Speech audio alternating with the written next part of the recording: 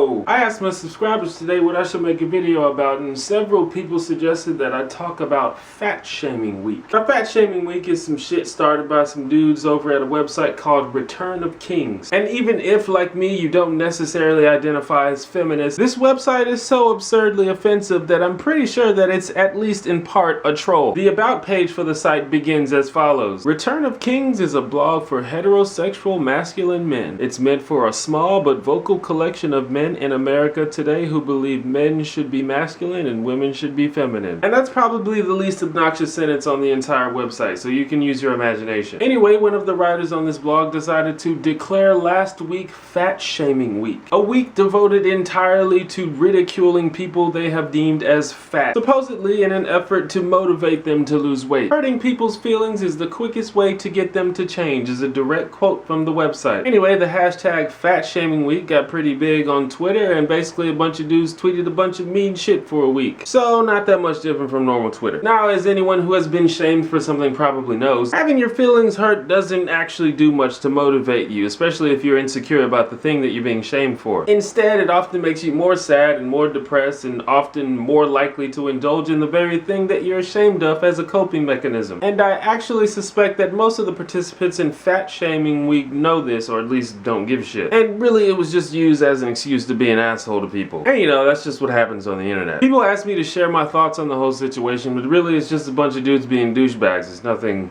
new. And fuck them. As I've mentioned before in a previous video, common everyday assholes don't get to start conversation. Not really worth a real response. Let them have their weird circle jerk and we can be over here having a real conversation. Because the topic of fat shaming versus fat acceptance is interesting and worth talking about. So let's talk about it. Now, fat shaming and in general being a dick to people is something that I obviously don't support at all. But I have to say I'm ambivalent at best about the fat acceptance movement. Now, personally, I don't really like the term fat because it seems to imply that there's a cosmic mandate to maintain some certain weight, which is absurd. But if we're talking about things like being unhealthy or being lazy or being irresponsible or being sick, etc., I don't think that those are things that society should be expected to accept, because those things are bad and we don't want those to be things. But if we're talking about trying to pressure people into looking a certain way or weighing a specific number of pounds, well, that's arbitrary and ridiculous. If we're telling people that they're ugly or nasty, that's not a fact-based observation, that's just being an asshole. But it is tricky. I don't like the classification of fat as some kind of minority class, because in general, your body weight and behavior is based on your life choices. Now, don't get me wrong, sometimes these choices are based on pressure or disorders, but they're still choices, unlike things like race or sex or sexual orientation. And I think because of this, the fat acceptance movement is very fragmented and full of different people with different ideas about what constitutes fat acceptance. And some of these ideas I find problematic. Like, some people deny or ignore the connections between body weight and health, which is dishonest and sometimes dangerous. Some ignore the fact that many people gain weight because of eating disorders, which is an entirely new issue, but that's also dangerous. A lot of people who are part of this movement seem to be very concerned with convincing the world that they are not sick and that they don't need to be cured. But the fact of the matter is, some people are sick and they do need help, and they should be able to get that help without being marginalized. Some people seem to think that any promotion of fitness or health is fat shaming, such as when fitness enthusiast Maria Kang posted this photo to Facebook. But I would say it's pretty clear that the message she was trying to send was positive. Many people in the movement seem to harbor resentment toward people they perceive as being thin, which is borderline, if not outright, reverse bigotry. Some people use the term thin privilege, which I think is glib, especially when used to describe other women. Look, people, and especially women, have to deal with people policing and criticizing their bodies every day, all day. This is not a problem that is unique to fat people, and it's a bit disingenuous to claim that it is. But for all those people who are simply trying to tell the world that big people are people too, and that they deserve the same love and respect and support that any person of any size would expect to receive, and that being an asshole is the thing that we should be shaming, not being fat, then I am 100% behind that. That's just me though. What should the next video be about? Drop a comment, please. I want to give a shout out to all the new subscribers. How you doing? Please press the like button. Subscribe if you like my hair. Holla.